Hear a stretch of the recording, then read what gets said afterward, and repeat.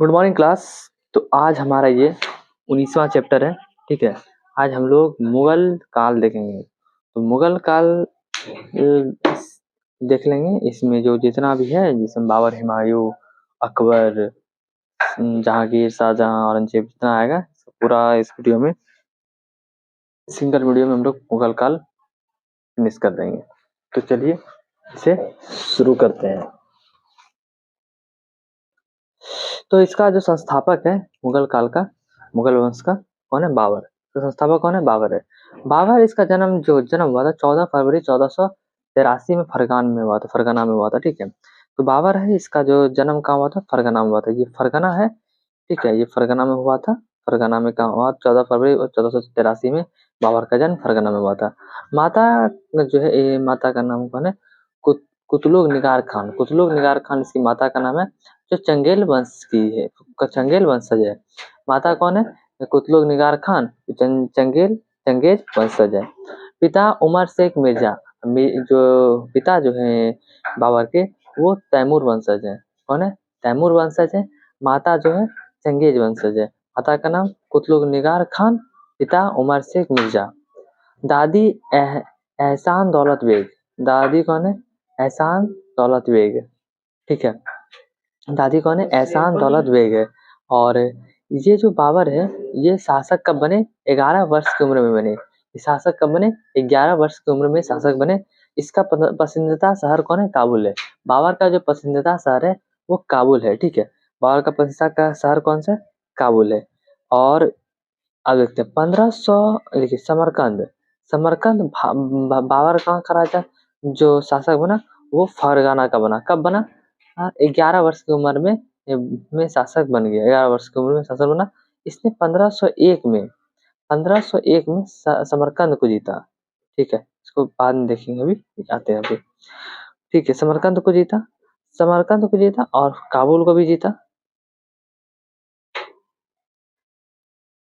उसके बाद काबुल का दिल्ली आ जाएगा। तो ये हुआ 1519 में। 1501 में समरकंद जीता। 1519 में बाजोर अभियान किया और भेड़ा का किला जीता। बाजोर अभियान करके भेड़ा का किला जीता। बाबर ने बाजोर का अभियान किया और भेड़ा का किला जीता। तो इसने समरकंद को जीतने गया, तो फरगना जो चला गया। अब फिर फरगना आया तो समरकंद चला जाता। फिर ये काबुल आया, काबुल को जीता तो उधर वो दोनों चला गया। तो एक को जीतने आता है, उसका पीछा दूसरा दूसरा किला इसका अधिकार से खत्म हो जाता है। दूसरा किला दूसरे जगह जीतने जाता है। तो ये काबुल आ गया। इसी कारण इसका हो रहा था। तो ये काबुल के बाद अब ये दिल्ली में प्रवेश करेगा। ठीक है, दिल्ली सल्तनत में, दिल्ली भारत में प्रवेश। काबुल तो तभी अखंड भारत में ही था। तो अभी ये काबुल आ चुका है। और काबुल को देखिए 1519 में इसने बाजोर अभियान किया और भेड़ा का किला जीता। इसका किला जीता, भेड़ा का किला जीता। अब पानीपत का प्रथम युद्ध 1526 ईस्वी में, 1526 ईस्वी में इसने इब्राहिम लोदी को मार दिया। और युद्ध जीतने के बाद उपाधि क्या लिया है इसने? कलंदर को उपाधि लिया है। बाबर ने किस चीज का उपाधि लिया है? कलंदर को उपाधि लिया है। पानीपत का प्रथम युद्ध 1526 में किया और इब्राहिम लोदी को मार दिया। और युद्ध जीतने के बाद उसने उपाधि क्या लिया? कलंदर को उपाधि लिया। अब ये आइए यहाँ पे, इसको बुलाया किसने था बाबर को? दौलत खान लोधी, आलमगीर लोधी और राणा सांगा। अब इसने क्या करता है, अब एक करके देखते हैं। यहाँ इब्राहिम लोधी था, इसको तो मार दिया। अब आते हैं खानवा के युद्ध। खानवा के युद्ध में इसने अब राणा सांगा यहाँ हो गया। मालवा के शासक महमूद लोधी हो गए। महमूद लोधी, आलम खान लोधी या महमूद लोधी जो बिहार में हुए, आलम को लोधी और मेदिनी राय। इसने 1527 में तीनों को एक साथ हरा दिया। और युद्ध जीतने के बाद इसने युद्ध जीतने के लिए इसने जिहाद शब्द का प्रयोग किया। इसने युद्ध जीतने के लिए किस चीज का प्रयोग किया? जिहाद शब्द का प्रयोग किया खानवा के युद्ध में। और इसमें सैनिकों पर लगने वाला जो टैक्स था, तमगा नामक टैक्स को हटा दिया। युद्ध जीतने के लिए इसने कहा कि सैनिकों को, अगर हम युद्ध जीत जाएंगे तो सैनिकों पर जो लगने वाला जो टैक्स था, तमगा टैक्स, उसको हम हटा देंगे। तो युद्ध जीतने के बाद इसने तमगा टैक्स हटा दिया और जिहाद शब्द का प्रयोग किया। ठीक है, बाबर को पता था कि अगर हम दिल्ली से चले जाते तो फिर उधर का मेरा सब अधिकार तो खत्म हो चुका है। तो हमारा जो दिल्ली है वो हमारा यहीं पे रहना हमें उचित है। ठीक है, तो इसका तो निश्चित ठिकाना था नहीं, और इस युद्ध के बाद निर्णय लिया कि अस्थायी रूप से वह दिल्ली में रहेगा। मतलब जीतने के बाद इसने कहा क्या, हम दिल्ली में ही रहेंगे। तो 27 में से नाना सांगा को हरा दिया, महमूद लोधी को हरा दिया, आलम खान लोधी को हरा दिया, मेदिनी राय, हम चारों को एक साथ हरा दिया इसने। अब है चंदेर का खानवा के युद्ध में हरा दिया। अब मैंने याद रखिएगा राणा सांगा को हराया। किसको याद रखना है, 1527 में खानवा के युद्ध में राणा सांगा को हरा दिया। ठीक है, अब ये सब सहयोग कर रहा था। चंदेरी के युद्ध में मेदिनी राय को हरा दिया। चंदेरी के युद्ध 1528 में हुआ था। 1526 में हुआ था पानीपत का युद्ध, इसमें इब्राहिम लोधी को हराया। खानवा के युद्ध 1527 में हुआ था, राणा सांगा का। फिर आया चंदेरी के युद्ध में मेदिनी राय को हरा दिया। और इसके बाद घाघरा, घाघरा के युद्ध में 1529 में हुआ, इसने अफगान की संयुक्त सेना को हरा दिया। अफगान का जो संयुक्त सेना था, अफगान की संयुक्त सेना, उसको घाघरा के युद्ध में हरा दिया। 1530 में बाबर का मृत्यु हो गया। 1530 में इसके बाबर को मृत्यु हो गया। बाबर को दफनाया कहाँ गया, आगरा के आराम बाग में। बाबर को कहाँ दफनाया गया, आगरा के आराम बाग में दफनाया गया। बाद में अकबर ने कब्र को काबुल में स्थानांतरित कर दिया। बाद में कब्र को कहाँ स्थापित कर दिया, काबुल में, क्योंकि बाबर को काबुल पसंद था। ठीक है, तो बाबर का आत्मकथा तुजुक बाबरी, ये तुर्की भाषा में है। इसको फारसी अनुवाद बाबरनामा, इसका जो फारसी अनुवाद क्या है, बाबर। ये अकबर के कहने पर अब्दुल रहीम खाने के द्वारा जो है तुजुक बाबरी को फारसी भाषा में बाबरनामा में इसको ट्रांसलेट किया गया तुर्की भाषा में, इसे फारसी भाषा में किया गया बाबरनामा। इसके कहने पर, अकबर के कहने पर अब्दुल रहीम खाना ने किया। इसी को जब फारसी में किया गया, तब पढ़ा गया तो पता चला कि इसे बाबर को काबुल पसंद थी, तो इसने कब्र को आगरा के आराम बाग से कहाँ स्थानांतरित कर दिया, काबुल स्थानांतरित कर दिया। ठीक है, तो ये हम लोग बाबर देख लिए।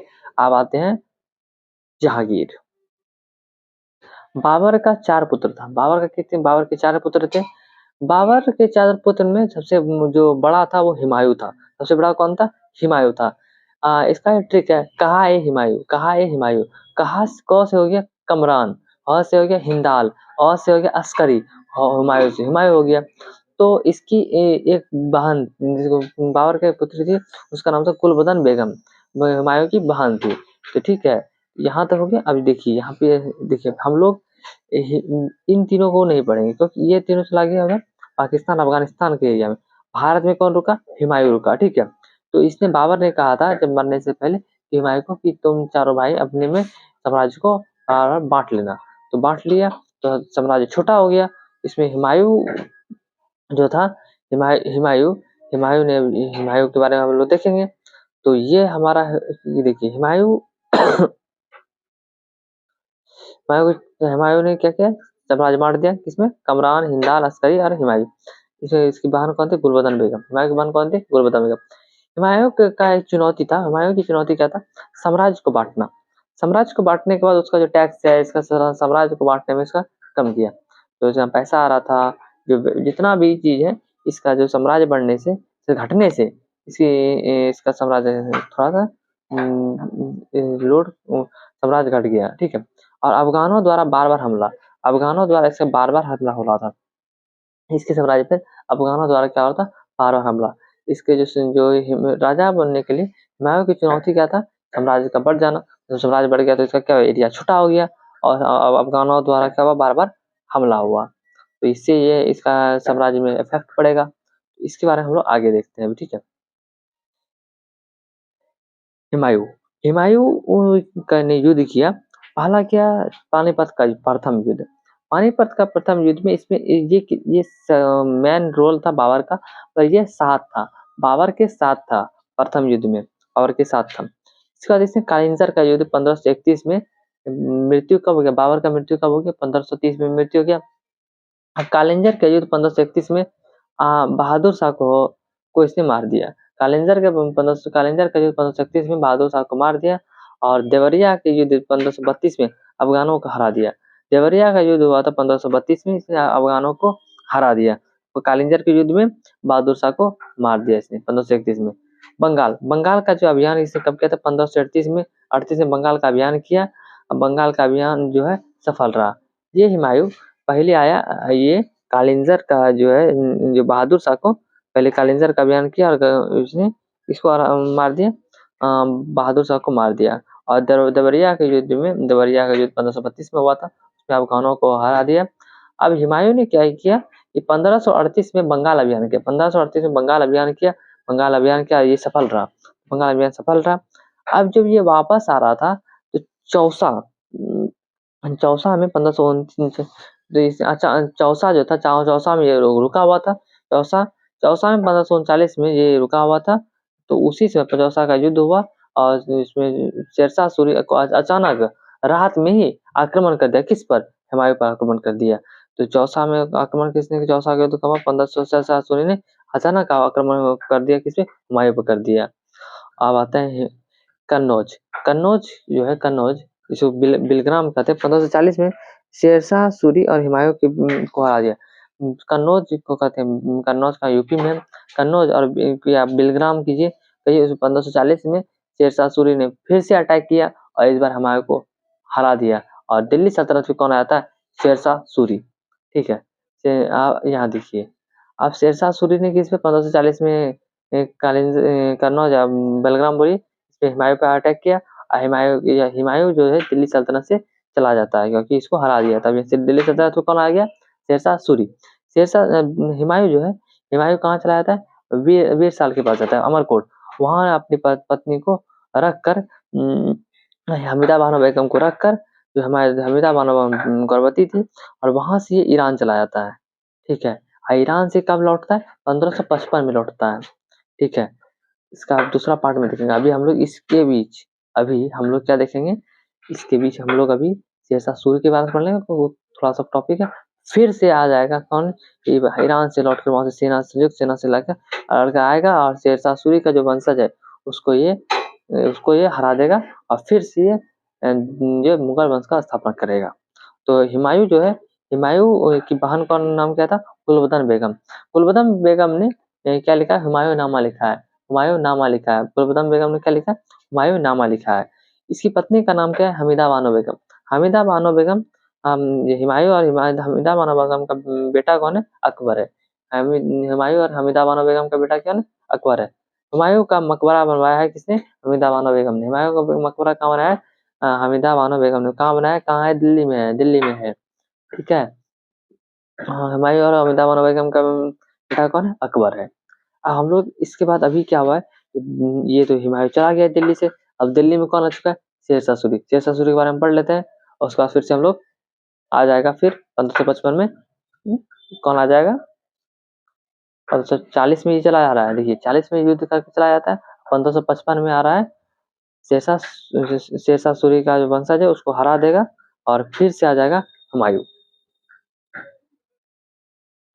शेरशाह सूरी, शेरशाह सूरी, शेरशाह सूरी, शेरशाह सूरी जो थे ये सूर वंश के थे। किस वंश के थे? सूर वंश के थे। ये सूर वंश के थे। ये किस वंश के थे? सूर वंश के थे। ये द्वितीय अफगान वंश के थे। द्वितीय अफगान वंश के थे। इसके बचपन का नाम क्या था? फरीद था। इसके बचपन का नाम क्या था? फरीद खान था। इसके बचपन का नाम क्या था? फरीद खान था। इनके पिता का नाम हसन अली नमानी शासकों के पास जो नौकरी करते थे। इसके पिता का नाम क्या था? हसन अली थे। इसके पिता का नाम क्या था? हसन अली थे। ये नुमानी शासकों के पास क्या थे? नौकरी करते थे। हसन अली कहाँ का नाम करते थे? नुमानी शासकों के पास नौकरी करते थे। इसकी उपाधि जो शेर खान दिया, उपाधि बाहर अली नुमानी के दिया। जो इसको शेरशाह सूरी को शेर खान की उपाधि किसने दिया? जो ये इसके पिता कहाँ काम करते थे? नुमानी शासकों के पास काम करते थे। उन्हीं के राजा जो थे उपाधि उपाधि बहार, इसने इसे क्या दिया? उपाधि बहार अली नुमानी ने दिया। शेर खान की उपाधि किसको दिया? शेरशाह सूरी को दिया। 1538 में हुमायूं बंगाल अभियान करके लौट रहा था। कब लौट रहा था? 1538 में हुमायूं बंगाल अभियान करके लौट रहा था। 1539 में चौसा में हुमायूं पर आक्रमण कर दिया। ठीक है, अब आक्रमण कर दिया। अब 1540 में देखिए, यहाँ था, अब आ गया दिल्ली में आ जाएगा शेरशाह सूरी। ठीक है, शेरशाह सूरी आ जाएगा 1540 में। 1540 में जो है कन्नौज बेलग्राम में युद्ध में हुमायूं को भारत छोड़ने के लिए विवश कर दिया। ठीक है, हुमायूं को खदेड़ के भारत से निकाल देता है। किसको? हुमायूं को निकाल देता है। 1540 में दिल्ली पर अधिकार किसने कर लिया? शेरशाह सूरी ने। 1540 में दिल्ली पर अधिकार कौन कर लिया? दिल्ली पर अधिकार कर लिया शेरशाह सूरी ने। 1540 में राजा बना शेरशाह सूरी, 1540 में राजा बना। और 1541 में गख्खर जाति जो से युद्ध हुआ और लूटपाट से बचने के लिए, लूटपाट से बचाने के लिए गख्खर जाति से युद्ध किया। 1541 में गख्खर जाति, यहाँ देखिए गख्खर जाति इधर है, जो है बंगाल के एरिया में, उधर गख्खर जाति है। तो यहाँ इसने 1541 में गख्खर जातियों से युद्ध किया और लूटपाट से बचने के लिए किया था। ठीक है। 1542 आता है, इसे मालवा पर आक्रमण किया, क्योंकि कन्नौज के युद्ध में मालवा के शासक ने सहयोग नहीं दिया था। जब ये कन्नौज का युद्ध कर रहा था, जब ये कर रहा था 1540 में हुमायूं को भारत छोड़ने का विवश किया था, उस समय मालवा कन्नौज का जो मालवा का शासक था, मालवा का शासक ने सहयोग नहीं किया। तो इसने क्या किया, 42 में कन्नौज के युद्ध में जो शासक मालवा के शासक ने सहयोग नहीं किया, इसे 1542 में मालवा पर आक्रमण कर दिया। तो 1542 में किस पे कर दिया? मालवा पे आक्रमण कर दिया। ठीक है। 1543 में रायसेन पर अधिकार कर लिया। कहाँ पर अधिकार कर लिया? रायसेन पर अधिकार कर लिया। 1543 में कहा किया? रायसेन। रायसेन मालवा के नीचे है, तो 1543 में रायसेन पर अधिकार कर लिया, आक्रमण कर दिया। ठीक है, सॉरी, रायसेन पर आक्रमण कर दिया। इस पर कर दिया 1543 में रायसेन पर आक्रमण कर दिया। रायसेन युद्ध में शेरशाह सूरी पर कलंक लग गया। क्या चीज का कलंक लग गया? इसने क्या किया? रायसेन युद्ध में शेरशाह सूरी पर कलंक लग दिया, पूरनमल को धोखे से मारने का, और स्त्रियों ने जोहर कर लिया। तो इसने क्या किया, जब युद्ध किया रायसेन पर, रायसेन को तो जीत लिया, उसमें क्या हुआ, पूरनमल को धोखे से मारने दिया, पूरनमल को धोखे से मार दिया। और स्त्रियों ने जब शहीद हो जाते थे, उस समय क्या करते थे, जो महारानी जो रानियां थी, उन लोगों ने क्या कर लिया, रायसेन के किला में जोहर कर लिया। जोहर क्या होता है कि जलती हुई आग में कूदकर अपना आत्महत्या कर लेना। ठीक है, अपने शरीर को बचाने के लिए। तो 1543 में रायसेन आक्रमण किया, उसमें रायसेन युद्ध में शेरशाह सूरी पर कलंक लग गया, इसे पूरनमल को धोखे से मार दिया और स्त्रियों ने जोहर कर दिया। यहाँ तक हो गया। 1544 आते हैं। 1544 में मेवाड़ जीता, किसके लिए? बाजरा के लिए। इसने जो 1544 में मेवाड़ पर अधिकार थे, क्योंकि राजस्थान के लिए मेवाड़ है, जो शेरशाह सूरी है, इसे 1544 में किस पे आक्रमण किया? मेवाड़ पे किया। ठीक है, मेवाड़ पर आक्रमण किया, इसने किया क्या? बाजरे के लिए किया। ये बोला इसमें कि मैंने एक मुट्ठी बाजरे के लिए पूरे भारत को खो दिया। ठीक है। 1545 में कालिंजर अभियान किया। कहाँ किया? 1545 में कालिंजर अभियान किया, और इसमें दासियों के लिए किया, दासियों के लिए किया, और इसमें मृत्यु हो गया। इसके लिए क्या था? दासी के लिए किया था, और कालिंजर अभियान किया था 1545 में, इसमें इसकी मृत्यु हो गया। तो यहाँ देख लेते हैं, 1545 में कालिंजर यहाँ अभियान किया और इसे मृत्यु हो गया। पहले क्या, 1541 में 1539 में चौसा के द्वारा हुमायूं पर आक्रमण किया। 1540 में कन्नौज का जो युद्ध हुआ, तो इसमें हुमायूं को भारत छोड़ने में विवश कर दिया। 1540 में दिल्ली पर अधिकार बना, आज 1540 में राजा बना। 1541 में गख्खर जाति से युद्ध किया, और 1542 में मालवा पर आक्रमण किया, क्योंकि सहयोग नहीं दिया था कन्नौज युद्ध में। 1543 में रायसेन पर युद्ध किया, इस पर कलंक लग गया, पूरनमल को धोखे से मारने के लिए, और स्त्रियों ने जोहर कर लिया। 1544 में मेवाड़ का युद्ध किया, एक मुट्ठी बाजरे के लिए। 1545 में कालिंजर का अभियान किया, दासी के लिए किया था, और इसमें इसकी मृत्यु हो गई। इसका मकबरा कहाँ है? सासाराम में। सासाराम कहाँ है? बिहार में। बिहार के सासाराम में शेरशाह सूरी की मकबरा है। इसका बेटा जो है, इसके बेटा का नाम है इसका जो है इस्लाम शाह, इसके बेटा का नाम क्या है? इस्लाम शाह है। 1553 में इसका भी आकस्मिक मृत्यु हो जाता है। इसकी बेटा कौन है? मतलब इस्लाम शाह है, इसका जो है 1553 में आकस्मिक मृत्यु हो जाता है। अब आते हैं इसके आगे। शेरशाह सूरी। शेरशाह सूरी का जो प्रशासनिक व्यवस्था है उसको देख लेते हैं। शेरशाह सूरी का प्रशासनिक व्यवस्था देख लेते हैं। तो शेरशाह सूरी का जो वित्त मंत्री कौन था? टोडरमल था। ये टोडरमल बाद में अकबर का भी वित्त मंत्री बन जाता है। शेरशाह का वित्त मंत्री कौन था? टोडरमल था। भूमि के माप के लिए इसने जरीबान भूमि के माप करने का कर था इसका जरीबान। भूमि को माप करने का कर क्या था? जरीबान था। भूमि को माप नहीं करने का भूमि को माप नहीं करने का जो कर था मुहाबिलना था। मुहाबिलाना था। भूमि को माप नहीं करने का जो कर था मुहाबिलाना था। का नहीं करने का जो कर था वो क्या था? मुहाबिलाना था। भूमि जांच करने के लिए अधिकारी था कानून को अधिकारी। भूमि जांच के लिए अधिकारी कौन था? कानून को अधिकारी था। कर का विवरण पट्टा होता है। कर का विवरण क्या होता है? पट्टा होता है। कर का विवरण क्या होता है? पट्टा होता है। दस्तावेज क्या था? दस्तावेज क्या था? कबूलियत। दस्तावेज क्या था? कबूलियत होता है। दस्तावेज को क्या कहते थे? कबूलियत कहते थे। दस्तावेज को क्या कहते थे? कबूलियत। पाटलिपुत्र का नाम बदलकर रखा था पटना। पाटलिपुत्र का नाम बदल क्या रखा था शेषासुरी ने? पटना। ऐसे जो है पटना में जीटी रोड का निर्माण कराया था। जीटी रोड का निर्माण।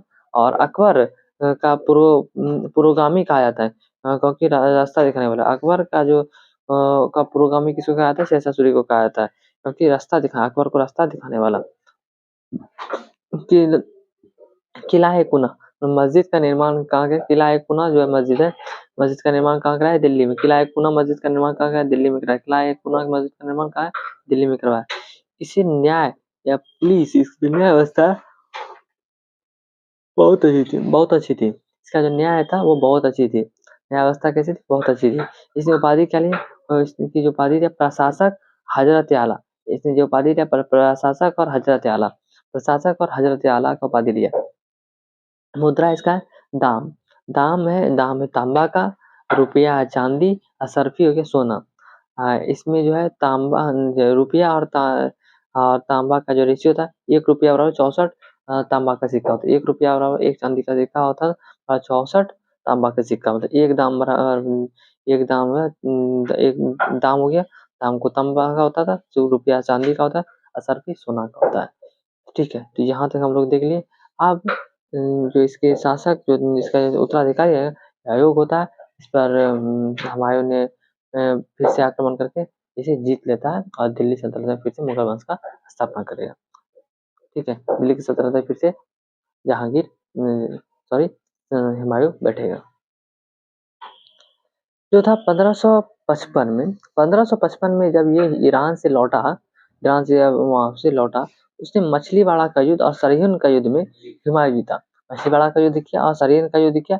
इन दोनों में हुमायूं जीत गया। और युद्ध में हुमायूं के साथ अकबर भी भाग ले रहा था। युद्ध में हुमायूं के साथ कौन ले रहा था? अकबर भी भाग ले रहा था। और इसने दिल्ली को भी जीता। और दिल्ली को जीतने के बाद इसने 1556 में हुमायूं की मृत्यु हुआ था। 1556 में हुमायूं का क्या होता है? मृत्यु हो जाता है। तो इस बार अकबर क्या बनेगा? सूबेदार बनेगा। ठीक है अब उस समय कौन था? अकबर जो था पंजाब का सूबेदार था।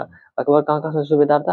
पंजाब का सूबेदार था। ठीक है और कालानौर जो है वहां पे 1556 में कासिम ने राज्याभिषेक करवा दिया। किसका? अकबर का। अब हम लोग अकबर देख लेते हैं। अकबर का जन्म कब हुआ था? 15 अक्टूबर 1542 में हुआ था। 15 अक्टूबर 1542 में अकबर का जन्म हुआ था। और जन्म जन्म स्थान कहाँ है? बीरसाल। जन्म स्थान कहाँ है? बीरसाल। राजा बीरसाल के वही राज्य में इसका जन्म हुआ था बीरसाल। अकबर के बचपन का नाम क्या था? अकबर को बचपन में किसने पाला था? अस्करी ने पाला था। अस्करी कौन था? इसका चाचा था। तो अस्करी ने पाला था। अकबर ने बचपन बचपन में किसने पाला था? अस्करी ने पाला था। बाद में कमरान के पास गया था। मतलब बाद में कमरान के पास गया और अकबर का विवाह रुकैया जो हिंदाल की पुत्री थी। तो ये तीनों चाचा था। अकबर 4 भाई था। अकबर ने सॉरी हुमायूं 4 भाई था। हुमायूं जो था कमरान हिंदाल अस्करी और हुमायूं। तो ये 4 भाई था। तो बचपन में किसके पास रहा था? अस्करी के पास। जन्म कहाँ हुआ था? 20 साल का हुआ था 15 अक्टूबर 1542 में। बचपन में किसने पाला था? अस्करी ने पाला था। बाद में कमरान के पास गया और इसका विवाह किसका था? तो रुकैया के पास रुकैया के साथ हुआ था। ये हिंदाल की पुत्री थी। कौन थी? ये हिंदाल की पुत्री थी। 1555 में मछलीवाड़ा युद्ध में या मछलीवाड़ा का जो युद्ध हुआ था और सरहिंद युद्ध में हुमायूं के साथ कौन भाग लिया था? अकबर ने भी भाग लिया। इन दोनों युद्ध में हुमायूं जीता और दिल्ली का भी युद्ध जीत के दिल्ली सल्तनत पर हुमायूं फिर से गद्दी बैठा। और हुमायूं की मृत्यु 1556 में हो गया था। ठीक है हुमायूं का जो लाइब्रेरी का जो था तो लाइब्रेरी से उतरते हुए सीढ़ी से गिरने के कारण हुमायूं की मृत्यु हो जाता है। अब उस समय जो है अकबर कहाँ था, पंजाब का सूबेदार था, तो ये पंजाब में था। तो कलानौर जो 1556 में कासिम ने राज्याभिषेक कराया। किसने? कासिम ने राज्याभिषेक कराया। किसका? अकबर का। 1556 में पानीपत का द्वितीय युद्ध हुआ। 1556 में पानीपत का द्वितीय युद्ध हुआ। अकबर की ओर से बैरम खान था, हेमू था। तो हेमू को पता चल गया कि दिल्ली सल्तनत में अभी हुमायूं नहीं है, इसी कारण ये दिल्ली पर कब्जा करेंगे। इसी बीच तो अकबर जो था वो पंजाब से दिल्ली की ओर आ रहा था। किसके साथ? बैरम खां के साथ आ रहा था, और इसी बीच पानीपत में युद्ध हो गया हेमू के साथ। हेमू इसमें मारा गया और बैरम खां जो नेतृत्व कर रहा था युद्ध का, वो जीत गया, तो अकबर जीत गया। और 1556 से 1560 में बैरम खां के नेतृत्व में अकबर ने शासन किया। 1556 से जो राजा बना अकबर, 1556 से 1560 तक बैरम खां के नेतृत्व में अकबर का शासन हुआ। 1556 से 1560 में बैरम खां के नेतृत्व में अकबर का शासन किया। किसके नेतृत्व में? बैरम खां के। और 1560 में तिलवाड़ा का युद्ध हुआ। इसके बीच अकबर और बैरम खां के बीच हुआ था। इसमें अकबर जीता और बैरम खां हार गया। युद्ध होने का जो कारण था, महामनगा थी। इसकी जो धाय माँ थी, महामनगा ने ये फूट डाल दिया कि यही राज्य को शासित करता है। तो इसी कारण जो है अकबर ने उसको इसी बीच क्या होता, विवाद होने के कारण युद्ध हो गया अकबर और बैरम खां के बीच। अकबर जीत गया, बैरम खां हार गया। कब हुआ था? 1560 में तिलवाड़ा के युद्ध में। अब युद्ध के बाद बैरम खां को हज की इसको दो लोग बोला गया कि या आप हज की यात्रा पे जाए या आप कहीं का सूबेदार बन जाए। तो इसे क्या बोला था, आप युद्ध के बाद इसने कहा कि हमें हज पे जाना चाहता हूँ, तो परंतु गुजरात के मुबारक खां ने बैरम खां की हत्या कर दिया। क्योंकि क्या गुजरात का जो मुबारक खां था, उसने उसने उसने उसने क्या हुआ, दे दिया, उसने क्या दिया, परंतु गुजरात के मुबारक खान ने बैरम खां को हत्या कर दिया, क्योंकि हज जा रहा था, गुजरात की ओर से जा रहा था। उसी बीच मुबारक खान ने बैरम खां की हत्या कर दी। बैरम खां का बेटा युद्ध के बाद बैरम खां का चला गया, हज पे चला गया, और गुजरात में क्या हुआ, मुबारक खान ने बैरम खां की हत्या कर दिया। बैरम खां का बेटा कौन था? अब्दुल रहीम था। इसे खाना की उपाधि अकबर ने दिया था। इसका बेटा कौन था? अब्दुल रहीम था। 1560 से 1562 में अकबर जो था महामनगा, इसकी दाई माँ थी, इसके नेतृत्व में शासन किया। किसके नेतृत्व में शासन किया? इसकी महामनगा के नेतृत्व में 1560 से 1562 में नेतृत्व में शासन किया। इस शासन को पेटीकोट का शासन कहते हैं, या हरामजान का शासन कहते हैं, या पर्दा प्रथा शासन कहते हैं। ठीक है, क्या कहते हैं इसको?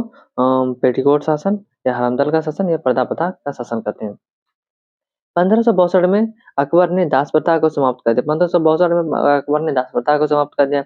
1563 में जो है जो तेजकर जो था, तेजकर को समाप्त कर दिया। 1563 में अकबर ने ये तेजकर को समाप्त कर दिया। 1564 में जजिया कर को समाप्त कर दिया। 1564 में भी जजिया कर को अकबर ने समाप्त कर दिया। इसने कौन तीन काम किया? 1562 में दास प्रथा समाप्त किया, 1563 में तेजकर समाप्त किया, 1564 में जजिया कर को समाप्त कर दिया। अकबर ने 1571 इसका युद्ध अभियान जो देख लेते हैं, इसने कहाँ-कहाँ युद्ध और क्या-क्या युद्ध सिक्का चलाया, ये इसने भूमि को किस तरह से बांटा था, किस तरह से वो लगान लेता था, उसके बारे में देख लेते हैं। अकबर ने 1571 में फतेहपुर सीकरी के शहर का स्थापना किया था। 1571 में शहर का स्थापना किया था। 1571 में फतेहपुर सीकरी के शहर का स्थापना किया था। 1575 में इबादत खाना की स्थापना किया था। 1571 में इबादत खाना के पास स्थापना किया था। इबादत खाना में क्या होता था कि थर्सडे मतलब बृहस्पतिवार के दिन क्या होता था कि सभी धर्मों के लोगों को इकट्ठा होना होता है, अनिवार्य होता है। सभी धर्म के लोग क्या होते अब इकट्ठा होते थे। इसे सुलह इबादत खाना को सुलह एक कुल भी कहते हैं। क्या कहते हैं? सुलह एक कुल भी कहते हैं। इसमें अकबर की नीति क्या थी कि सभी धर्मों के लोगों के बीच में आपसी संबंध को बनाना होता है। पर क्या होता है कि वहाँ इसमें क्या होता था कि वहाँ पे जाने के बाद सभी धर्मों के बीच में विवाद होने लगा। बाद में इसे अकबर ने बंद कर दिया, इबादत खाना बंद कर दिया। 1569 में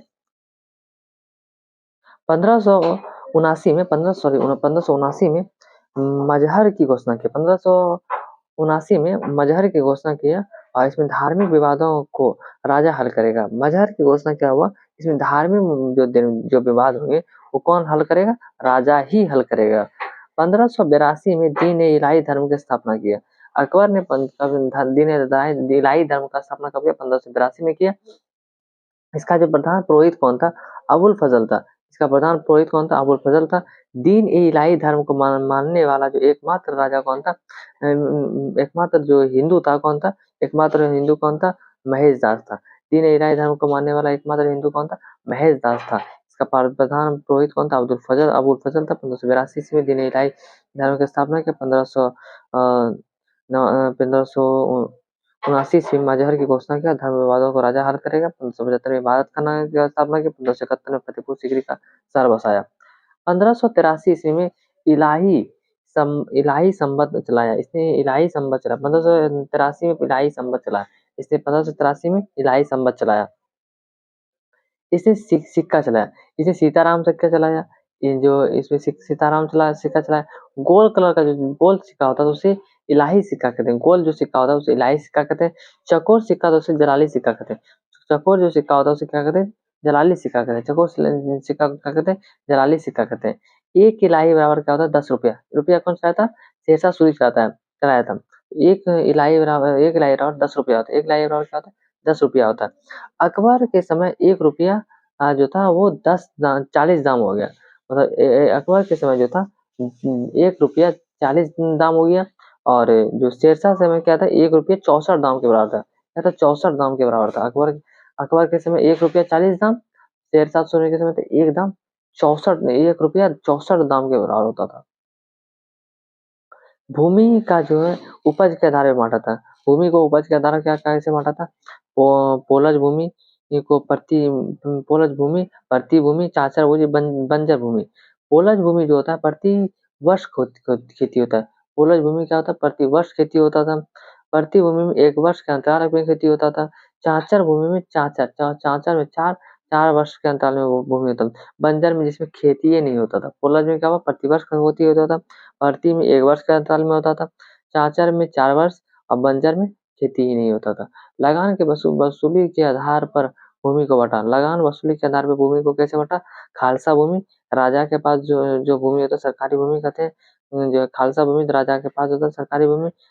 जागीर भूमि जो होता है मनसबदार अधिकारी को दी गई भूमि, मनसबदार अधिकारी को दी गई भूमि होता था।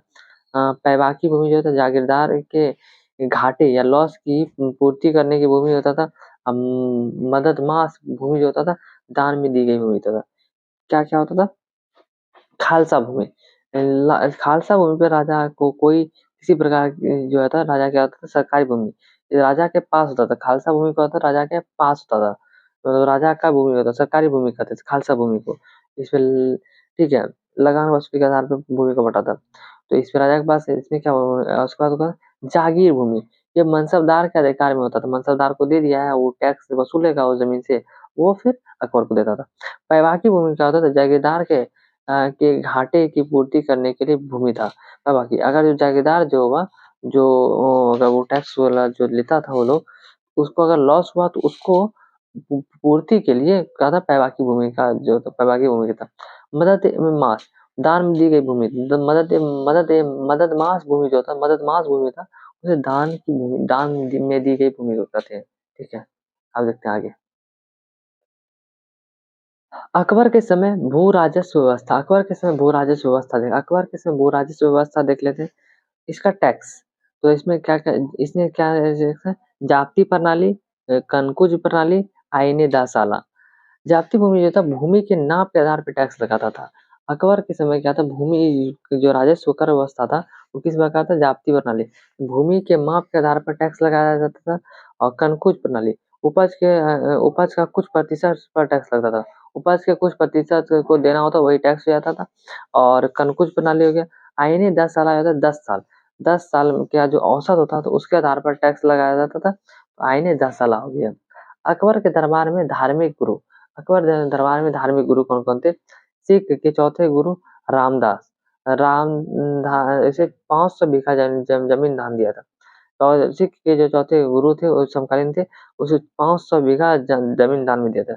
जैन जो थे, जैन में कौन थे? हरि विजय सूरी थे। जैन में कौन थे? हरि विजय सूरी थे। पारसी में कौन थे? दस्तूर मेहरजी थे। दस्तूर पारसी के कौन थे? दस्तूर मेहरजी थे। और ईसाई के कौन थे? एका बीबी। एका बीबी कौन थे? ईसाई के गुरु थे। हिंदू के कौन थे? पुरुषोत्तम तथा कुंभन दास। पुरुषोत्तम तथा कुंभन दास थे हिंदू के दरबार में, अकबर के दरबार धार्मिक गुरु थे। इस्लाम के कौन थे? शेख सलीम चिश्ती थे। इन्हीं से प्रभावित होकर उन्होंने जहांगीर का नाम सलीम रखा था। जहांगीर का नाम क्या रखा था? सलीम रखा था। तो इस्लाम के कौन थे? शेख सलीम चिश्ती थे। अब आते हैं हम लोग अकबर के नवरत्न को देख लेते हैं। मानसिंह, तानसेन, बीरबल, अबुल फजल, फैजी, अब्दुल रहीम खाने खाना, टोडरमल, मुल्ला दो प्याजा और हकीम हुकाम। तो मनसबदार में इसने इसमें नौ नौ गो थे सदस्य। नवरत्न का थे, इसमें इसने तुलसीदास को भी बोला था वो आप शामिल है, पर उन्होंने शामिल नहीं हुए थे। मनसबदार मानसिंह कौन था? सेनापति था। मानसिंह कौन था? सेनापति था। तानसेन कौन था? संगीतकार थे। तानसेन कौन थे? संगीतकार थे। इनका मूल नाम क्या था? रामतनु पांडे था। इनका नाम मूल नाम क्या था? रामतनु पांडे थे। बीरबल कौन था? सचिव था। बीरबल कौन था? सचिव था। इसका मूल नाम क्या था? महेश दास। इनका मूल नाम क्या था? महेश दास। अबुल फजल कौन थे? पुरोहित थे। अबुल फजल कौन थे? पुरोहित थे। फैजी कौन थे? साहित्यकार थे। फैजी कौन थे? साहित्यकार थे।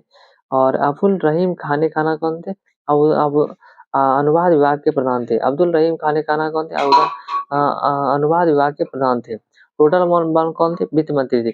इससे पहले भी जो वित्त मंत्री किसके थे? शेरशाह सूरी के थे। टोटल मन कौन थे? वित्त मंत्री थे। मुल्ला दो प्याजा कौन थे?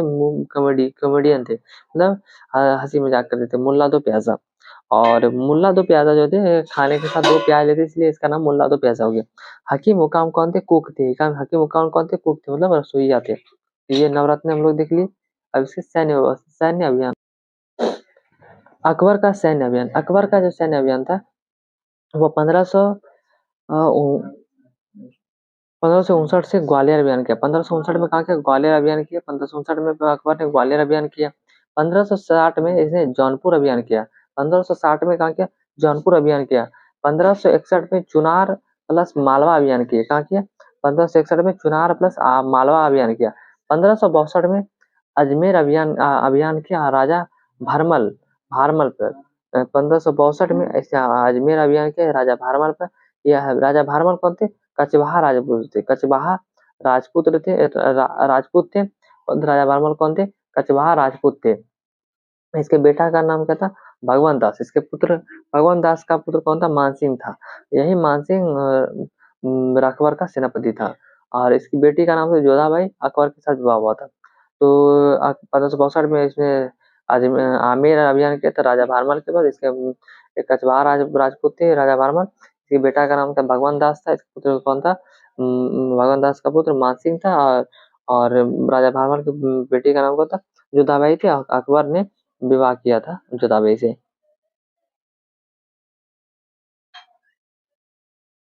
1564 में गोंडवाना जो है गोंडवाना जो है मध्य प्रदेश पर अभियान किया। इसमें संग्राम सिंह थे। संग्राम सिंह थे। और इनकी उस संग्राम सिंह थी। इनकी पत्नी को दुर्गावती। आसफ खान ने हरा दिया। किसको? दुर्गावती को हरा दिया। आसफ खान ने दुर्गावती को हरा दिया। और ये भी मुगल वंश में आ गया। गोंडवाना का जो है ये एरिया आ गया। 1567 मेवाड़ चित्तौड़। मेवाड़ चित्तौड़ अभियान किया उदय सिंह ने। मेवाड़ चित्तौड़ अभियान किसने किया? 1567 मेवाड़ चित्तौड़ का अभियान मेवाड़ का जो चित्तौड़ अभियान किया उसमें मेवाड़ में कौन थे? उदय सिंह थे। उदय सिंह थे। से पता किसने किया? मेवाड़ पर अभियान किसने किया? अकबर ने किया मेवाड़ पर। 1567 में किया। उसमें राजा कौन थे? उदय सिंह थे। 1576 में मेवाड़ चित्तौड़ पर फिर से अभियान किया। इस समय महाराणा प्रताप थे। महाराणा प्रताप हार गए थे। इनके सेनापति कौन थे? हकीम खान थे। इनके सेनापति हकीम खान थे। और अकबर का जीत गया था। सेनापति कौन था? मानसिंह था। अकबर का सेनापति कौन था? मानसिंह था। 1576 में जो मेवाड़ चित्तौड़ का अभियान हुआ, इस युद्ध को हल्दी घाटी युद्ध भी कहते हैं। इस युद्ध को मेवाड़ का जो युद्ध हुआ था इसे हल्दी घाटी युद्ध भी कहते हैं। महाराणा प्रताप हार गए थे। मैं महाराणा प्रताप जो थे ये इसका सेनापति कौन था, हकीम खान थे, ये मुस्लिम थे। अकबर का जो सेनापति मानसिंह था ये हिंदू था। ठीक है। 1572 में गुजरात अभियान किया। 1572 में गुजरात अभियान किया। अकबर ने पहली बार समुद्र दर्शन कहाँ किया था, गुजरात में किया था 1572 ईस्वी में। और 1573 में द्वितीय बार अब गुजरात अभियान किया। 9 दिन में अभियान को पूरा किया। अब 72 में अभियान पूरा करके आया, इसने फिर से क्या बोला, गुजरात शासन में मैं आजाद हूँ। फिर इसे 9 दिन के अंतराल में दिल्ली से गुजरात गया और वहां से अभियान करके दिल्ली गुजरात जीत लिया। और गुजरात की जीत के उपलक्ष्य में इसने बुलंद दरवाजा बनवाया। बुलंद दरवाजा कहाँ, फतेहपुर सीकरी में निर्माण करा। फतेहपुर सीकरी में निर्माण किया बुलंद दरवाजा का। ठीक है, गुजरात जीतने के उपलक्ष्य में 1561 में असीमगढ़ युद्ध में अकबर ने रिश्वत देके जीत लिया। असीमगढ़ युद्ध अकबर ने रिश्वत देके जीता। खानदेश ने विद्रोह कर दिया था। खानदेश ने विद्रोह कर दिया था। पहली बार जब अकबर ने आक्रमण खानदेश में किया तो खानदेश ने अधीनता स्वीकार कर लिया। ठीक है। और यहाँ इसने क्या दिया, फिर खानदेश ने क्या किया, विद्रोह कर दिया कि हम अधीनता नहीं मानते। तो अकबर ने क्या रिश्वत देकर असीमगढ़ युद्ध में रिश्वत देकर अपने मिलाकर फिर से खानदेश को जीत लिया। अहमदनगर और बरार, अहमदनगर बरार जो था इसकी शासिका कौन थी, चांद बीबी थी। अहमदनगर की शासिका कौन थी, अहमदनगर की शासिका कौन थी, चांद बीबी थी। तो अकबर चांद बीबी से युद्ध किया और बरार जीत लिया। बरार जीत लिया और अकबर ने चांद बीबी से युद्ध किया और बरार जीता। ये सब जो मैं जिसमें जितने हैं ना लगभग युद्ध मानसिंह ने किया है। तो बरार जीता और अहमदनगर भी जीत लिया। ठीक है, इन दोनों को जीत लिया। तो ये चांद बीबी कौन थी, अहमदनगर की शासिका थी। 1605 में अकबर की मृत्यु हो गई। किसके कारण, डायरिया के कारण अकबर की मृत्यु हो गया। अकबर का मृत्यु किस कारण हो गया, डायरिया के कारण अकबर का मृत्यु हो गया। और अकबर का कार्यकाल 1542 से 1605 है। अकबर का कार्यकाल क्या है, 1542 से 1605 है। अकबर कार्यकाल 1542 से 1605 तक रहा। जहांगीर ने 1602 ईस्वी में इलाहाबाद में विद्रोह कर दिया और विद्रोह को शांत कराने के लिए अकबर ने अबुल फजल को भेजा था। पर जहांगीर के कहने पर वीर सिंह बुलंदेला ने अबुल फजल को मार दिया। किसको मार दिया, अबुल फजल को मार दिया। जहांगीर ने 1602 में इलाहाबाद में विद्रोह कर दिया। ऐसे विद्रोह को शांत कराने के लिए अकबर ने अबुल फजल को भेजा था और जहांगीर के कहने का वीर सिंह बुलंदेला ने अबुल फजल को मार दिया। ये शांत कराने गया था कि मुझे राजा बनना है। जहांगीर ने विद्रोह किया था अकबर के विरुद्ध। अब इसके देखते हैं आगे जहांगीर के बारे में। जहांगीर जहांगीर की पत्नी, दो पत्नियां थी इसकी, मानबाई और जगत गोसाई। जगत गोसाई जो थी ये अकबर से अत्यधिक शराब पीने के कारण जगत गोसाई ने क्या कर लिया था, आत्महत्या कर लिया था। आत्महत्या किसने कर लिया था, जगत गोसाई ने कर लिया था। जहांगीर जो था ये शराब पीता था और इसने शराब पर प्रतिबंध लगा दिया था। खुद शराब पीता था, खुद शराब पीता था और शराब पर प्रतिबंध लगा दिया था। किसने, जहांगीर ने लगा दिया था। जुआ जुआ पर प्रतिबंध लगा दिया था। अकबर का जो बेटा कौन था, जहांगीर था। तो इसने क्या हुआ था, शराब पर प्रतिबंध लगा दिया और इसने जुआ पर प्रतिबंध लगा दिया था। दिवाली पर भी प्रतिबंध लगा दिया। दीपावली पर इसने दिवाली पर प्रतिबंध हटा दिया। ठीक है, दीपावली से जो प्रतिबंध था उसे हटा दिया। दिवाली से जो प्रतिबंध लगाया था उसे हटा दिया। दिवाली से प्रतिबंध हटा दिया था। दिवाली से प्रतिबंध हटा दिया था। रविवार और जो है बृहस्पतिवार को, संडे और थर्सडे को इसे पशु हत्या पर रोक लगा दिया था। किसका लगा दिया था, रविवार को अकबर का जन्मदिन होता है, जन्म था, और थर्सडे को जहांगीर का राज्याभिषेक कराया था। थर्सडे को क्या राज्याभिषेक किसने कराया था, जहांगीर ने कराया था। और संडे को अकबर ने का जन्म हुआ था। खुसरो जो है खुसरो का बेटा, खुसरो किसका बेटा था, मानसिंह का था। खुसरो ठीक है, खुसरो बेटा था, जहांगीर का बेटा था और मानसिंह के सहयोग से विद्रोह कर दिया। खुसरो कौन था, जहांगीर का बेटा था। जहांगीर का बेटा कौन था, खुसरो था। खुसरो इसने मानसिंह कौन था, मानसिंह अकबर का सेनापति था। तो अकबर के से मिलकर खुसरो ने विद्रोह कर दिया। किसके प्रति, जहांगीर के प्रति विद्रोह कर दिया। पांचवें गुरु ने अर्जुन देव, पांचवें गुरु कौन थे, अर्जुन देव थे। इसने 1606 ईस्वी में खुसरो की सहायता किया। 1505 में राजा बना, 1606 में इसका बेटा खुद इसने विद्रोह कर दिया था 1602 में जहांगीर ने, 1605 में राजा बना और 1606 में इसका बेटा खुसरो ने भी क्या किया, विद्रोह कर दिया जहांगीर के विरुद्ध। तो इससे ये जो था ये 5वें गुरु अर्जुन देव ने 1606 में इसमें शरण दिया था खुसरो खां का। तो जहांगीर ने क्या हुआ, तो अर्जुन देव को फांसी दे दिया। आपने मेरे विद्रोही पुत्र को संरक्षण दिया था, इसलिए मैं आपको फांसी दे देता हूँ। तो अर्जुन देव को फांसी किसने दिया था, जहांगीर ने दे दिया था।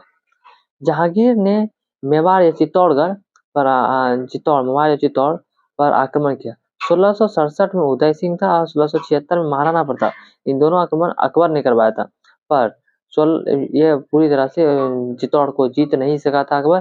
पर 1615 में अमर सिंह का महाराजा था। कौन था, अमर सिंह था। जहांगीर ने अभियान किया मेवाड़ पर, तो इसमें अधीनता किसने, अमर सिंह ने अधीनता स्वीकार कर लिया। किसने स्वीकार कर लिया, अधीनता। अमर सिंह का बेटा कौन था, करण सिंह था। अमर सिंह का बेटा कौन था, राजा। फिर अमर सिंह के बाद राजा कौन बना, करण सिंह बना इसका बेटा। आगरा में न्याय की जंजीर टंगवाई थी। आगरा में न्याय का जंजीर टंगवाई थी किसने, जहांगीर ने। और जहांगीर के काल को चित्रकला का स्वर्णिम काल कहता है। जहांगीर के काल को चित्रकला का स्वर्णिम काल कहता है। और इसके बाद पढ़ेंगे हम लोग शाहजहां को क्या कहता है, स्थापत्य कला मतलब इंफ्रास्ट्रक्चर का जो है स्वर्ण काल कहा जाता है। तो जहांगीर के समय चित्रकला का स्वर्णिम काल कहा जाता है।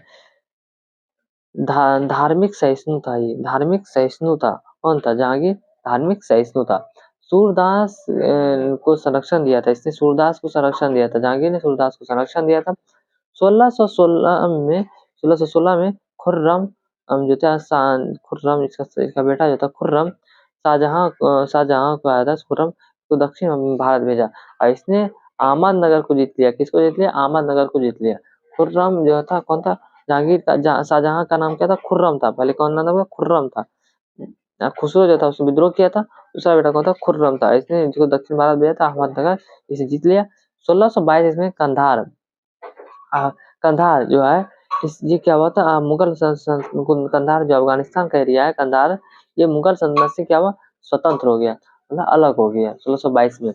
अब इसी के काल से अब ये मुगल काल छोटा होने लगेगा, देखिएगा। ठीक है, 1608 में हाकिम को व्यापारिक छूट नहीं दिया, जो है हॉकिंस जो है ब्रिटेन का था, हॉकिंस 1608 में इसको व्यापारिक छूट को नहीं दिया, क्योंकि व्यापारिक छूट मांगने आया था, पर हॉकिंस को इसने व्यापारिक छूट नहीं दिया 1608 में।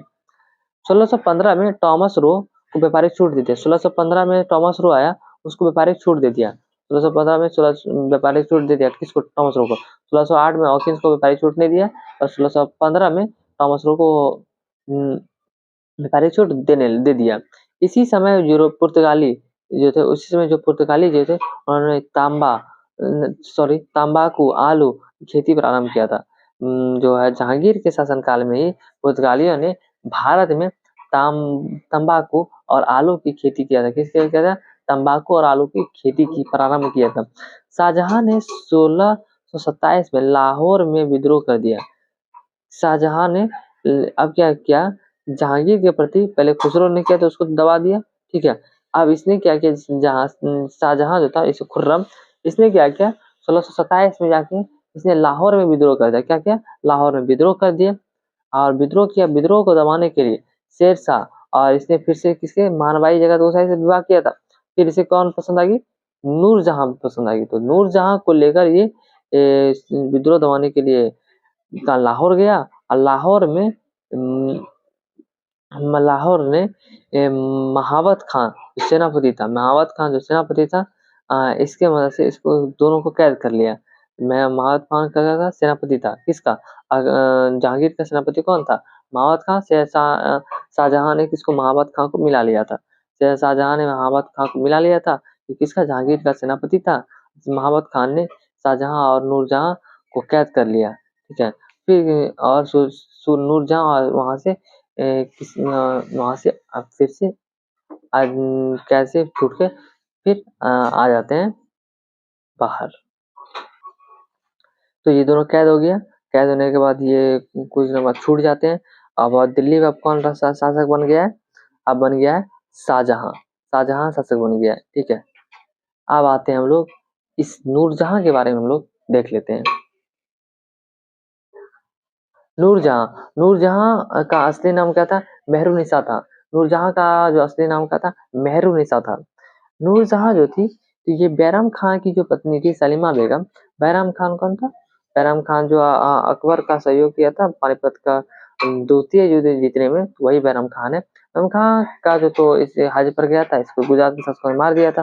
तो ये इसकी पत्नी कौन थी? सलीमा की बेगम थी। सलीमा बेगम से बाद में अकबर ने भी शादी कर लिया था उससे। तो सलीमा बेगम की नौकरानी कौन थी? नूरजहां। और यही नूरजहां को इसको पसंद आ जाती है, पसंद आ जाता है शाहजहां को पसंद। देखो शाहजहां का पिता कौन था? जहांगीर। जहांगीर को पसंद आ जाता है, तो इसने इसे निकाह कर लिया। और 1611 में नवरोज त्योहार में जहांगीर को नूरजहां उनको देखा था। 1611 में नवरोज त्योहार, जो पारसी थी, पारसी में नवरोज त्योहार करती थी, तो उसी दौरान जहांगीर ने नूरजहां को देखा था। तो उसी में ये पसंद आ गई थी। और ये कौन थी? नूरजहां कौन थी? ईरानी पारसी थी। ईरानी कौन थी? ईरानी पारसी थी। 1611 में इसके साथ विवाह कर लिया। 1611 में ही इसके साथ विवाह कर लिया। और शाहजहां और नूरजहां का विवाह कब हुआ? 1611 में। नूरजहां की भतीजी कौन थी? मुमताज। नूरजहां की भतीजी कौन थी? मुमताज। मुमताज के साथ शाहजहां ने विवाह कर लिया। कब? 1612 में। 1611 में जहांगीर ने नूरजहां से शादी किया, और शाहजहां ने मुमताज के साथ 1612 में विवाह किया। जो था नूरजहां का भतीजी कौन था? मुमताज थी। इसको जो पति थे, शेख अफगान थे। इसके नूरजहां के पहले पति कौन थे? शेख अफगान थे। शेख अफगान थे अली कुली बेग। इसे अली कुली बेग भी कहते हैं। इसकी मृत्यु हो गया था। इसके पति कौन थे? शेख अफगान थे। तो पहले पति कौन थे इसका? तो नूरजहां का पहले पति कौन था? शेर अफगान था। इसका अली कुली बेग भी कहते हैं। इसकी मृत्यु हो गया था। फिर इसका शादी किसके साथ कर लिया? जहांगीर के साथ कर लिया। इसके पिता का नाम क्या था? गयास बेग था, जिसे एतमादुल्ला भी कहते हैं। एतमादुल्ला भी कहते हैं। गैस बेग था। इसे एतमादुल्ला भी कहते हैं, ठीक है। ये नूरजहां की माता कौन था? अस्मत बेगम थी। इस माता कौन थी? अस्मत बेगम थी। इसकी ये इत्र बनाती थी। अस्मत बेगम जो थी, ये इत्र बनाती थी। इसकी माता कौन था? इस अस्मत बेगम थी, ये इत्र बनाती थी। इसके भाई कौन था? आसफ खान था। आसफ खान था। इसकी पत्नी का नाम था अर्जुमंद बानो बेगम। अर्जुमंद बानो बेगम था। इसी अर्जुमंद बानो बेगम का पुत्री कौन थी? मुमताज था। मुमताज मुम मुमताज अर्जुमंद बानो बेगम को क्या कहते हैं हम लोग? मुमताज कहते हैं। अर्जुमंद बानो बेगम को क्या नाम है? मुमताज है। तो अस्मत खान जो था, ये नूरजहां का भाई है। और नूरजहां की पुत्री कौन था? अर्जुमंद बानो बेगम। अर्जुमंद बानो बेगम को ही हम लोग मुमताज कहते हैं। इसके साथ विवाह कब हो गया? 1612 ईस्वी में शाहजहां के साथ विवाह हो गया। और नूरजहां ने 1611 ईस्वी में जहांगीर के साथ विवाह कर लिया था। शाहजहां शाहजहां का जन्म 5 जनवरी 1952 में 92 में हुआ था। 5 जनवरी 1992 में हुआ था। 5 जनवरी 1992 में शाहजहां का जन्म हुआ था। 5 जनवरी 1992 में शाहजहां का जन्म हुआ था। इसके शासन काल में स्थापत्य कला का स्वर्ण काल गया था। स्थापत्य काल का स्वर्ण काल शाहजहां का समय का था। और चित्रकला का स्वर्ण काल किसके समय का आया था? वो जहांगीर के समय का आया था है। 1612 में विवाह अर्जुमंद बानो बेगम के साथ मुमताज के साथ किया। इसके उपाधि क्या था? मलिका-ए-जहां। मलिका-ए-जहां किसकी उपाधि दिया था? अर्जुमंद बानो बेगम को मलिका-ए-जहां की उपाधि दिया था। इसकी मृत्यु हो गया था प्रसव पीड़ा के कारण। जो अर्जुमंद बानो बेगम मुमताज की मृत्यु का कैसे कारण हुआ था? प्रसव पीड़ा से मृत्यु हो गया था। 14वें बच्चे को जन्म देने के समय ही इसकी मृत्यु हो गई थी। 14वें बच्चे को जन्म देते समय अर्जुमंद बानो बेगम की मृत्यु हो गई थी। इसके 14 बच्चे में 7 बच्चा जीवित था। इसे दारा सिको, सासुजा, मुराद, औरंगजेब और जहां आरा, रोशन आरा, और एक था रोशन आरा, गौहर आरा जो थी। जहां आरा, रोशन आरा, गौहर आरा, ठीक है। दारा सिको, सासुजा और मुराद और औरंगजेब। औरंगजेब बाद में बनता है शासक। तो ये ताजमहल बनवाया था शाहजहां ने आगरा में। जमुना नदी के किनारे। ताजमहल को किसने बनवाया था? शाहजहां ने बनवाया था। ये जमुना नदी के किनारे। इसका वास्तुकार कौन है? उस्माद अहमद लौरी, उस्माद अहमद लौरी था। उस्माद आलम लौरी था। इसका देखरेख कौन करता? ईसा खान। तो इसकी देखरेख कौन करती? ईसा खान करती। इसकी देखरेख कौन करती? ईसा खान करती। इसी के समय इसी के समय अफगान स्वतंत्र हो गया था। इसके समय क्या होता? अफगान स्वतंत्र हो गया था। ठीक है। शाहजहां के समय अफगान स्वतंत्र हो गया। अब देखते हैं हम लोग आगे। शाहजहां शाहजहां की राजधानी इसने आगरा से दिल्ली ले गया। शाहजहां ने जो दिल्ली पहले आगरा था, आगरा से दिल्ली ले गया और दिल्ली में इसने लाल किला बनवाया। लाल किला लाल किला इसमें दीवाने आम बनवाया और दीवाने खास बनवाया। लाल किला में क्या बनाया? के अंदर दीवाने आम और दीवाने खास। लाल किला लाल किला के अंदर मोती मस्जिद का निर्माण किसने कराया था? औरंगजेब ने कराया था। जो मोती मस्जिद का निर्माण किसने कराया था लाल किला के अंदर? वो औरंगजेब ने करवाया था। आगरा का जो ताजमहल किसने बनवाया था? शाहजहां ने बनवाया था। और मोती मस्जिद किसने बनवाया था? मोती मस्जिद बनवाया था शाहजहां ने। आगरा के किला के अंदर है मोती मस्जिद। आगरा किला के अंदर कौन है? मोती मस्जिद है। किसने बनवाया था? शाहजहां ने बनवाया था। आगरा के किला बनवाया था अकबर ने। आगरा के किला के अंदर जो मोती मस्जिद है वो किसने बनवाया था? शाहजहां ने बनवाया था। लाहौर में जो है शीश महल वो किसने बनवाया था? लाहौर का जो शीश महल है वो शाहजहां ने बनवाया था। लाहौर में शीश महल शाहजहां ने बनवाया था। इलाही संवत को समाप्त किया था और पुनः हिजरी संवत को चलाया था शाहजहां ने। इलाही संवत को जो है चालू किसने किया था? अकबर ने किया था और समाप्त कर दिया शाहजहां ने। इसे पुनः हिजरी संवत को लागू कर दिया। झरोखा दर्शन को प्रतिबंध लगा दिया शाहजहां ने। झरोखा दर्शन को प्रतिबंध लगा दिया शाहजहां ने। इसको शुरुआत किया था अकबर ने। तुलादान को प्रतिबंध कौन लगा दिया? शाहजहां ने। तुलादान पर प्रतिबंध किसने लगा दिया? शाहजहां ने। शाहजहां क्या देख लेते हैं। शाहजहां बीमार पड़ा। शाहजहां बीमार पड़ा। इसका 4 पुत्र था। दारा शिकोह, शाह मुराद और औरंगजेब। तो दारा शिकोह का बेटा कौन था? सुलेमान। सुलेमान को जब सुलेमान था दाराशिकोह ने जब बोल दिया था कि मुझे मेरे शासनकाल में ये दाराशिकोह राजा बनेगा। अगला राजा कौन बनेगा? दाराशिकोह बनेगा। दाराशिकोह का बेटा कौन था? सुलेमान। सुलेमान और शाहसुजान ने युद्ध किया। तो इसमें हम लोग देख लेते हैं। तो इसके युद्ध 4 युद्ध हुआ था। प्रमुख कितने हुए थे? 4 युद्ध हुआ था। तो यहाँ पे दिल्ली में शाहजहां के साथ कौन था? दाराशिकोह था। और बंगाल में था शाह और दक्षिण भारत में था औरंगजेब। और अफगान इधर पाकिस्तान में कौन था? मुराद था। तो ये हो गया। अब क्या हुआ कि इसका 4 युद्ध हुआ था। बागसा देव। तो बाग हो गया बा से हो गया बहादुरपुर का युद्ध। घ से हो गया घरमट का युद्ध। से हो गया सामूगढ़ का युद्ध। और देव से हो गया देवराज का युद्ध। ठीक है, देवराज का युद्ध। बाग मतलब ब से हो गया बहादुरपुर का युद्ध में दारा शिकोह और शाह के बीच युद्ध हुआ। दारा शिकोह का जो बेटा था दारा शिकोह का बेटा कौन था? सुलेमान था। तो सुलेमान और शाह के बीच युद्ध हुआ जिसमें दारा शिकोह जीत गया। दारा शिकोह जीत गया। तो बहादुरपुर का युद्ध कब हुआ था? 1658 में हुआ था। जिसमें कौन जीता? दारा शिकोह जीता। फिर घरमट ये 1558 में होता। घरमट के युद्ध में दारा शिकोह और औरंगजेब यहाँ पे जीत गया। शाहसुजा हार गया। अब गया औरंगजेब। औरंगजेब गया तो औरंगजेब क्या हुआ? जीत गया। औरंगजेब जीत गया और दारा शिकोह हार गया। औरंगजेब जीत गया। घरमट के युद्ध में औरंगजेब जीत गया, दारा शिकोह हार गया। और दिल्ली में कौन चला गया? औरंगजेब चला गया। औरंगजेब बैठ गया। तो फिर आया शाह। शाह से हो गया सामूगढ़। सामूगढ़ भी 1658 में हुआ था। फिर से दारा शिकोह ने औरंगजेब पर आक्रमण किया। इसमें फिर से औरंगजेब जीत जाता है और दारा शिकोह फिर हार जाता है। फिर 1 साल बाद देवराज का युद्ध हुआ। ये हुआ था 1659 में हुआ था। 59 में दारा शिकोह और औरंगजेब के बीच हुआ। इस युद्ध में देखते हुए मुराद भाग नहीं लिया क्योंकि मुराद जानता था कि मैं जीत नहीं सकता हूँ, तो वो साइड ही रहा। तो मुराद जो बार-बार युद्ध करने के बाद औरंगजेब ने क्या किया? फिर से जीत गया औरंगजेब। इस बार क्या किया? दारा शिकोह को मार दिया। इस बार क्या हुआ? दारा शिकोह को मार दिया। किसने? औरंगजेब ने। और दिल्ली के सल्तनत में औरंगजेब बैठ गया। अब औरंगजेब के को हम देख लेते हैं। औरंगजेब के पिता का नाम क्या था? शाहजहां था। औरंगजेब के पिता का नाम क्या था? शाहजहां था। इसके माता का नाम मुमताज़ था, माता का नाम मुमताज़ था। मुमताज़ 14वें बच्चे को जन्म देते समय सब बढ़ा के से 14 बच्चे को जन्म देते समय इनकी मृत्यु हो गई थी। ठीक है? और इसमें 7 बच्चे जीवित थे और इसमें इसकी दादी औरंगज़ेब की जो दादी थी नूरजहाँ, नूरजहाँ कौन थी?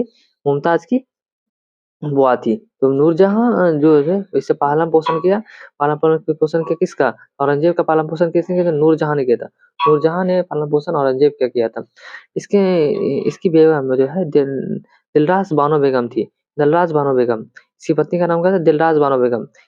दिलरास बानो बेगम के कहने के पर ही औरंगज़ेब ने बीबी का मकबरा बनाया था। बीबी का मकबरा बनाया था, ये इसे घटिया ताजमहल भी कहा था।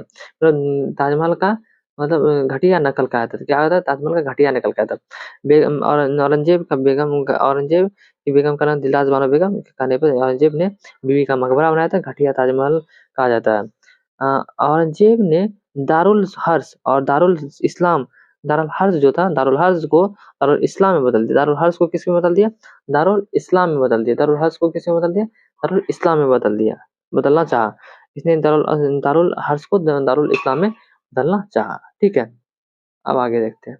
औरंगज़ेब का सैन्य अभियान औरंगज़ेब का सैन्य अभियान औरंगज़ेब का सैन्य अभियान औरंगज़ेब का पोता कौन था? अजीम था। औरंगज़ेब का जो पोता था वो अजीम था।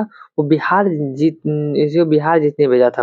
औरंगज़ेब ने का पोता कौन था? अजीम था। इसको बिहार जीतने भेज दिया। और इसका मीर जुमला को पूर्वोत्तर राज्य जीतने भेज दिया। मीर जुमला को कहाँ भेज दिया? पूर्वोत्तर राज्य। देखो बिहार किसको भेजा? अजीम को भेजा। बिहार अजीम को। और मीर जुमला को कहाँ भेजा? पूर्वोत्तर ईस्टर्न भारत। तो ये पूर्वोत्तर भारत भेज दिया। अब अब शाइस्ता खां को बंगाल जीतने भेजा। शाइस्ता खां को कहाँ भेजा? बंगाल जीतने भेजा। और जय सिंह को कहाँ भेजा? जय सिंह ठीक है, जय सिंह को कहाँ भेजा? इसे मराठा साम्राज्य को जीतने भेजा। जय सिंह को कहाँ भेजा? मराठा साम्राज्य में कौन थे? शिवाजी थे। उसमें कौन थे? शिवाजी थे। जय सिंह ने शिवाजी को 1665 में पुरंदर की संधि किया और इसमें जय सिंह जीत गए थे। ठीक है? इस डिटेल को बाद में हम लोग मराठा साम्राज्य में आगे पढ़ेंगे। ठीक है? तो इसमें हम लोग इतना याद रखते हैं 1665 में पुरंदर की संधि हुआ था। किसके बीच? जय सिंह और शिवाजी के बीच। इसमें जीता कौन था? जय सिंह जीत गए थे। ठीक है? अब आते हैं हम लोग शाहजहाँ के बारे में। शाहजहाँ के बारे में देख लिए, औरंगजेब को भी देख लिए। अब आए थे हम लोग बहादुर शाह। बहादुर शाह था, ये औरंगजेब का पुत्र था और इसका नाम मुइज़्ज़म था। इसका नाम क्या था? मुइज़्ज़म था। इसका नाम क्या था? मुइज़्ज़म था। शाह बेखबर के नाम से जाना जाता है। शाह बेखबर इसलिए जाना था, इसके अपने साम्राज्य के बारे में कुछ पता ही नहीं था। इसे शाह बेखबर के नाम से जाना था। 63 वर्ष की उम्र में ये शासक बना था। 63 वर्ष की उम्र में शासक बना था। क्योंकि औरंगजेब पूरा वृद्ध हो चुका था, तब मृत्यु के बाद से 63 वर्ष ये भी वृद्ध हो चुका था, बहादुर शाह भी। 63 वर्ष की उम्र में ये राजा बना और अंतिम मुगल शासक जिसने के बारे में कुछ अच्छा कहा गया है। यही लास्ट जो है शासक है, जो मुगल शासक, इसके कारण इसी के शासनकाल को कुछ अच्छा कहा गया।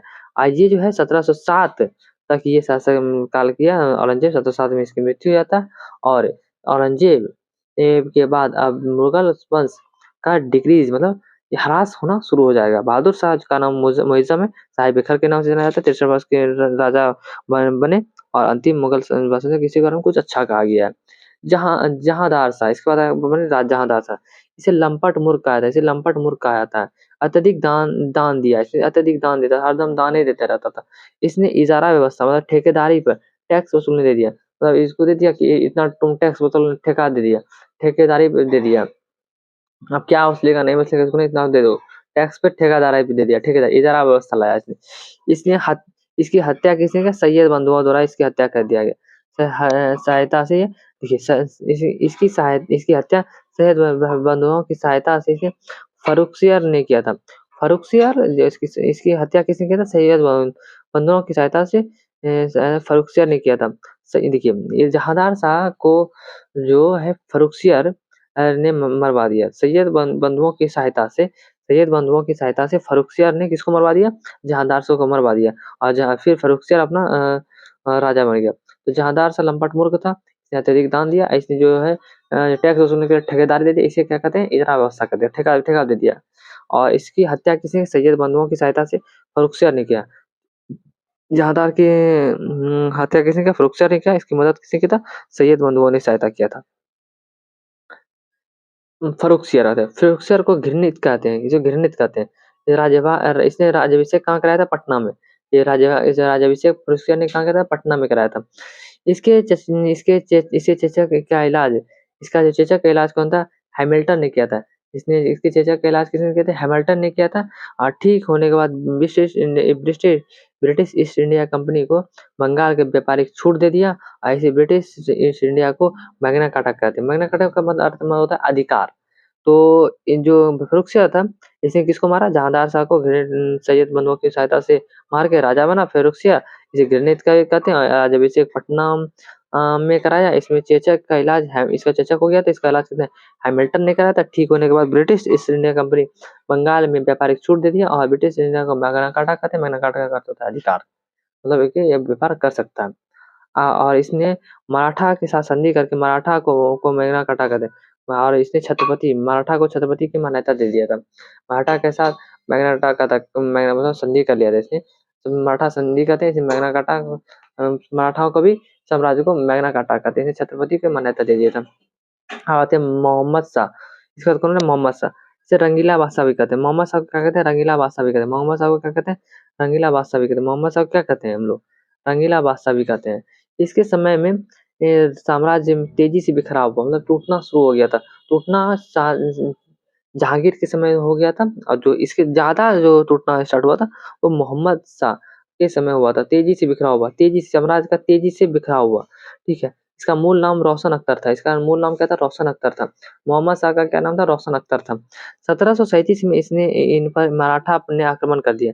1737 में मोहम्मद शाह पर मराठाओं ने आक्रमण कर दिया। और 1739 में, बस 2 साल बाद 39 में नादिर शाह ने आक्रमण किया और कोहिनूर हीरा अपने साथ ले गया। जो मराठा के पास जो कोहिनूर हीरा था, मयूर सिंहासन जो था, मयूर सिंहासन किसने बनाया था? शाहजहां ने बनवाया था। ये दोनों चीज किसने ले गया? नादिर शाह ले गया था। और नादिर शाह जो थे ये ईरान तथा एशिया के नेपोलियन कहा था। ईरान तथा एशिया के नेपोलियन किसको कहा जाता है? नादिर शाह को कहा जाता है। ठीक है। नादिर शाह को भारत का नेपोलियन किसको कहा था? समुद्रगुप्त को कहा था। जब लोग हम लोग गुप्त वंश पढ़ रहे थे उस समय देख लिए थे नेपोलियन। भारत का नेपोलियन समुद्रगुप्त। समुद्रगुप्त का पानी 3 समुद्र का पानी पी था। समुद्रगुप्त का घोड़ा। पूरा दक्षिण भारत पे उसका अधिकार था। तो 1739 में नादिर शाह ने आक्रमण किया, कोहिनूर हीरा ले गया, मयूर सिंहासन भी ले गया। और इसे भारत, ईरान तथा एशिया के नेपोलियन कहा था। जजिया कर पूर्णतः समाप्त किसने कर दिया था? मोहम्मद शाह ने पूर्णतः जजिया कर को समाप्त कर। इसे रंगीला बादशाह कहते हैं। इसके साम्राज्य का बिखराव अत्यधिक हुआ। मूल नाम रोशन अख्तर था। इनमें 1737 में मराठा ने आक्रमण किया। 1740 में नादिर शाह ने आक्रमण, कोहिनूर हीरा और मयूर सिंहासन ले गया। ईरान और एशिया का नेपोलियन कहा था, जजिया कर को समाप्त कर दिया था। आप देखते हैं आगे। अहमद शाह सामान बिक्री करना प्रारंभ किया और वेतन देने के लिए सामान। इसके बाद अब क्या हुआ था कि टैक्स वसूल नहीं पा रहा था। और इसे खर्च के लिए क्या होता था? नौकरों को देने के लिए इसने क्या किया? जो जो सामग्री था, जो सामान था, उसको बेचना इसने जो सामान बेचकर सामान बिक्री करने का प्रारंभ किया। और इसी के बदले ये वेतन देता था, सामान बेचकर वेतन देता था अहमद शाह। और 1748 में अहमद शाह अब्दाली ने पंजाब पर आक्रमण कर लिया था। अहमद शाह अब्दाली 1748 में से पंजाब पर आक्रमण किया। अहमद शाह अब्दाली ने कहाँ पर आक्रमण किया? पंजाब पर आक्रमण किया था 1748 में। और आलमगीर द्वितीय, इसके बाद कौन बोला? आलमगीर। इसके समय 1757 में प्लासी का युद्ध हुआ था। आलमगीर द्वितीय के समय प्लासी का युद्ध हुआ था। इसमें बंगाल और अंग्रेज के बीच हुआ था। बंगाल के सिराजुद्दौला थे और अंग्रेज ये हम लोग आगे देखेंगे। ठीक है। ये मॉडर्न हिस्ट्री का पार्ट है, आगे देखेंगे। इसमें अंग्रेज जीत गया था। इसमें कौन जीता? अंग्रेज जीत गया था। बंगाल की तरफ से सिराजुद्दौला था, अंग्रेज की तरफ से क्लाइव था। अब और इसका सिराजुद्दौला का सेनापति कौन था? मीर जाफर था। इधर से क्लाइव था। तो इसमें अंग्रेज जीत गया था। तो अंग्रेज का सेनापति कौन था? क्लाइव था। और सिराजुद्दौला का सेनापति कौन था? मीर जाफर था। मीर जाफर अंग्रेजों से मिल गया था। तो इसके बारे में हम लोग डिटेल से देखेंगे। अंग्रेज जीता था, इतना यही ध्यान रखना है। 1757 का युद्ध हुआ था, किसके समय हुआ था? आलमगीर द्वितीय के समय हुआ था प्लासी का युद्ध। इसमें अंग्रेज जीता था। ठीक है। शाह आलम द्वितीय, इसका आलमगीर द्वितीय का शाह आलम द्वितीय। इसके समय 1761 में पानीपत का तृतीय युद्ध हुआ था। इसमें अहमद शाह अब्दाली और मराठा के बीच हुआ था।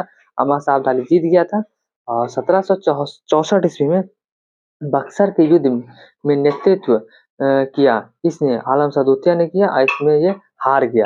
हारने के बाद 1765 में इलाहाबाद की संधि के तहत अंग्रेजों को बंगाल, बिहार, उड़ीसा की दीवानी मतलब राजस्व टैक्स सौंप दिया। आप लोग टैक्स वसूल सकते हैं, ठीक है। ये तीनों जगह जो दिल्ली सल्तनत से टूट गया, ठीक है। तो आलम शाह द्वितीय बने। इसके बाद 1761 में पानीपत का युद्ध हुआ। इसलिए अहमद शाह अब्दाली जीत गया था, मराठा हार गए थे। 1764 में बक्सर के युद्ध में के नेतृत्व किसने किया था? नेतृत्व किया था आलम शाह द्वितीय ने। इसको डिटेल से पढ़ेंगे आगे। और ठीक है, इसमें बक्सर के युद्ध में जीत गए थे। और 1765 ईस्वी में इलाहाबाद की संधि के तहत अंग्रेजों को बंगाल, बिहार, उड़ीसा की दीवानी कर राजस्व सौंप दिया। अब आते हैं अकबर द्वितीय। अकबर द्वितीय को अब क्या हुआ था? अकबर और इसमें क्या हुआ था कि मुगल शासक को पेंशन देने लगा, मतलब टैक्स वसूलेंगे, आपको इतना पैसा दे देंगे। तो अकबर द्वितीय ने राजा राम मोहन राय को राजा की उपाधि दिया था। अकबर द्वितीय ने राजा राम मोहन राय को राजा की उपाधि दिया था और इसे लंदन भेजा था। किस लिए? पेंशन बढ़ाने के लिए। या हम लोग जितना पेंशन दे रहे हैं उसे बढ़ा दीजिए। तो अकबर द्वितीय को क्या हुआ था? राजा राम मोहन राय की राजा की उपाधि दिया था, इसे लंदन भेजा था पेंशन बढ़ाने के लिए, ठीक है। अब आते हैं, इसके बाद आया बहादुर शाह जफर। लास्ट मुगल शासक है बहादुर शाह जफर। ये कब तक रहा? 1757 तक ये रहा, ठीक है, बादशाह। ये अंतिम मुगल बादशाह है। और इसे जफर का मतलब जफर के इसके बहुत से नाम है। जफर इसलिए क्या था? ये जफर नामक पत्रिका लिखता था। क्या लिखता था? जफर नामक पत्रिका लिखता था, ठीक है। इसे जाफर कहता था। 1757 में भारतीय सैनिकों का नेतृत्व किया था। 1757 भारतीय सैनिकों का इसने नेतृत्व किया था। इसकी बेगम का नाम क्या? जीनत महल। इसकी बेगम का नाम क्या था? जीनत महल था। तो ये हम लोगों ने ये अंतिम बादशाह हो गया। ये बहादुर शाह जफर और जाफर नाम पत्रिका लिखी, जाफर नाम पड़ गया। और 1757 का अंतिम ये 1757 भारतीय सैनिकों का नेतृत्व किया था और बेगम इसकी कौन थे? जीनत महल थी। और यहाँ तक हम लोगों ने पूरा मुगल वंश को देख लिए। अब इसके बाद हम लोग मराठा साम्राज्य देखेंगे। तो इस बार नेक्स्ट वीडियो में मिलेंगे। Thanks for watching. जय हिंद।